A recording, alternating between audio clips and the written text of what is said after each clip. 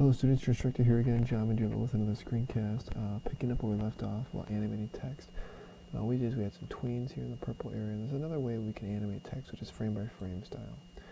And so what I'm going to do is I'm just going to click on this, I'm going to edit, copy it, I'm going to make a new document, flash file, ActionScript 3.0, click OK. And I'll just leave this as it is right now. I'm going to edit, paste in place, pull this here. What I'm going to do now is I'm going to go to modify, break apart. That will remove it from being the symbol that it was. I noticed that the outline is now black with anchor points instead of blue like it was before. And if I want, I can actually take this and just delete it. I don't need that symbol anymore. I am going to make this a darker color just so it's a little bit easier to see for what we're doing here. Go to properties, color. I'll make this a deep red. That's fine. So I've got this, and I'm going to go to modify, break apart one more time. And I'll see that what I have now, instead of a text box of 4 letters, I have essentially 4 small text boxes, 1 letter each. I can still certainly change the font of them. If I don't like a certain font, I can change this one to be, I don't know, maybe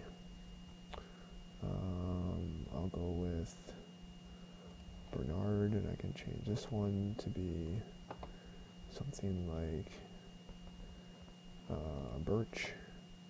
That's it. I think that this looks very good, but I'm just showing you that you can make changes.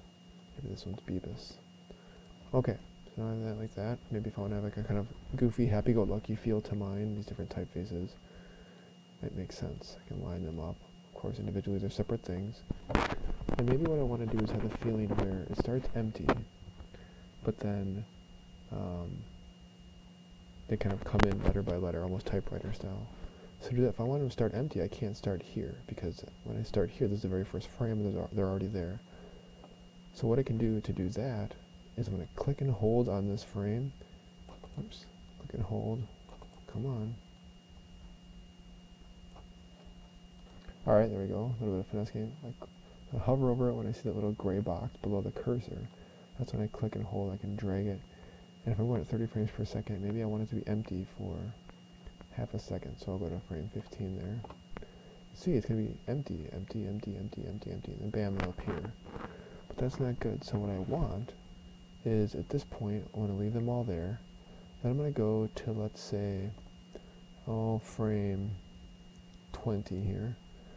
I'm going to right click and insert a keyframe, so I want it to be different than what it is now. Alright, they're still all there. So what I'm going to do is delete.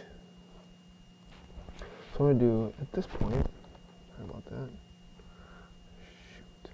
Okay, I'm sorry.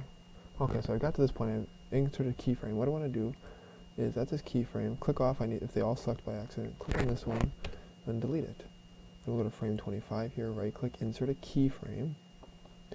Click off, click on just the H, and delete it. Go to frame 20, or frame 30, right click, insert a keyframe, click off, click the O, and then delete it. I'm using the delete key to do that. And frame 35, I'm going to right click, insert a keyframe, and then delete it. So now what I'm going to do is take all these frames from here to here. So I click on one, hold shift, and click on the other one. That should select all of them. And I right click anywhere in the middle of that, and I go to reverse frames. And so now what will happen is this. Well, if I have an extra empty frame over here, I'm going to right click it and just remove that frame. So now what I have is this. I scrub through this, it's empty, and the J will pop in, and the O will pop in, and the H will pop in, and then the N. And it holds like that. If I want it to hold longer for a little bit, I can just go to, like, let's say frame 45 and insert a frame. Not a keyframe, just a regular frame. So I have to keep it constant for that amount of time. So if I play this and enter, it's empty, there's the J, O, H, N, and then it holds for a bit. Okay? So that's one way I can animate my name. I can certainly make each of these different colors, as we talked about. Not just change the font, but I can change the color and the size and things like that.